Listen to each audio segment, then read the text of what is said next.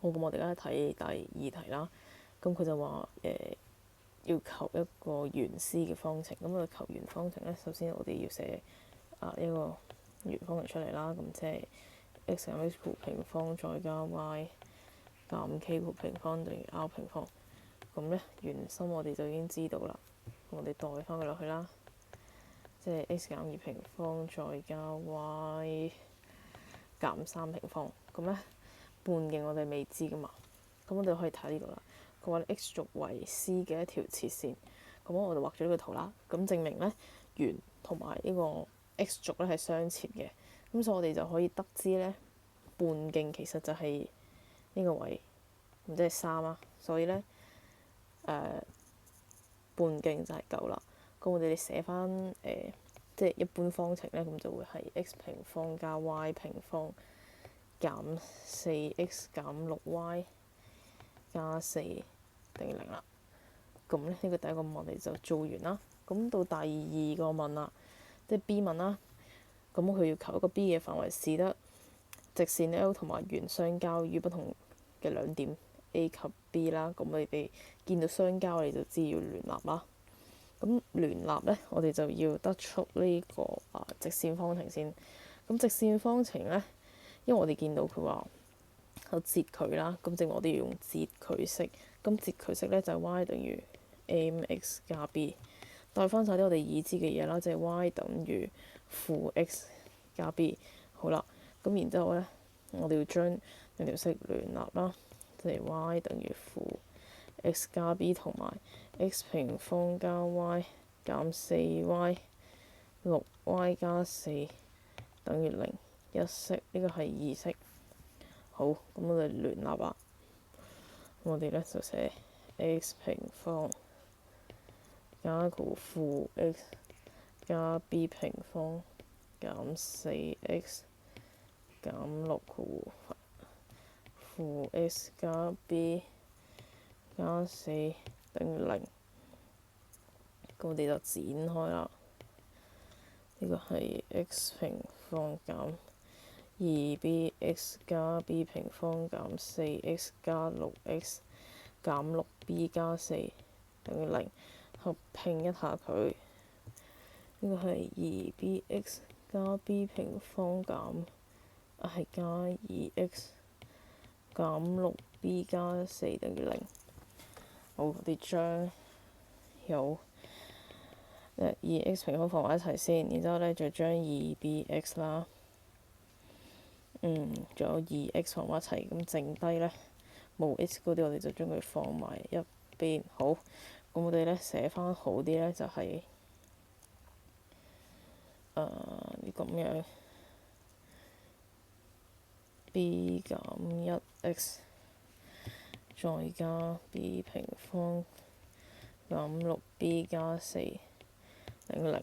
咁呢度咧就係 ax 平方啦，呢度就係 bx， 咁呢就係 c。好，咁我哋咧就要寫求嗰個 delta 啦，因為相交你就大於0嘛。咁即係 b 平方減 4ac 要大於0。好，咁我哋就寫啦。b 平方咧就係4啦，b 減1平方再減4乘2再乘 b 平方減 6b 加4大於0。睇下有冇計錯數先。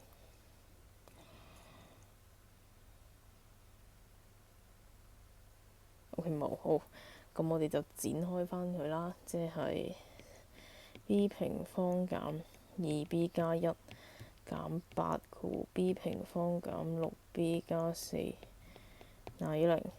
4b 平方減 8b 加4減 b 平方加 48b 減32大於0。好，我哋合拼同類項。合拼同類項，呢度係負 4b 平方，呢度係加 40b， 呢度係減28大於0。我哋全式除4，咁咧我哋就會有呢個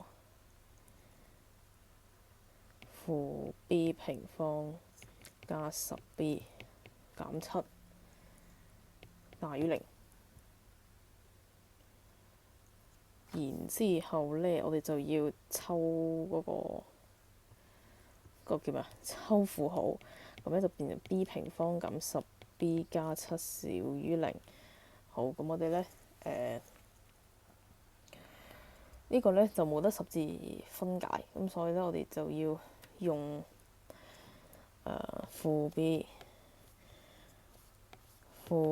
正負根號 b 平方減4ac over 2a 啦去解，咁我哋咧就解下先。負 b 即係正10啦，我唔寫個正先。然後咧 b 平方即係100減4即係1啦，c 就係7，2a 即係2，咁咧就等於寫錯咗啲，即係呢度係100減28，即係等於72。根號72等於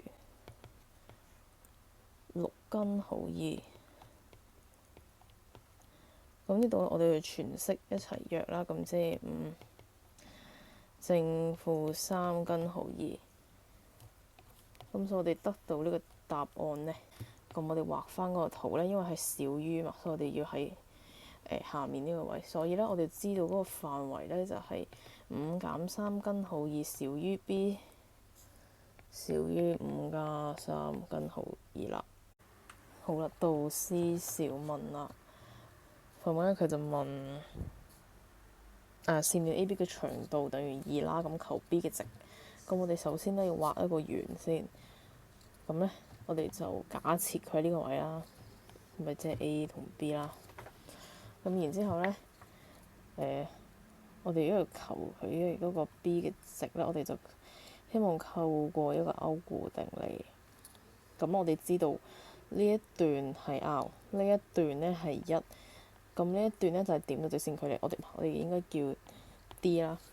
OK，咁我哋而家就求 D 呢一段啦。咁 D 咧點到直線距離公式咧就係 D 等於 AX 加 BY 加 C， 然之後咧 over 根號 B 平方 A 平方加 B 平方。咁我哋代翻我哋已知嘅嘢啦。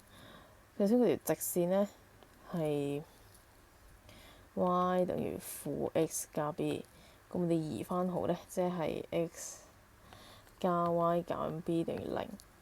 好啦，咁所以咧點到直線嘅話咧，就係首先呢個1平方加1平方啦，咁然之後咧 x 係即係我哋原心係2同3啊嘛，咁 a 同 b 都係1，所以咧呢度就係2加3，咁 c 咧係呢個嘛，所以咧就係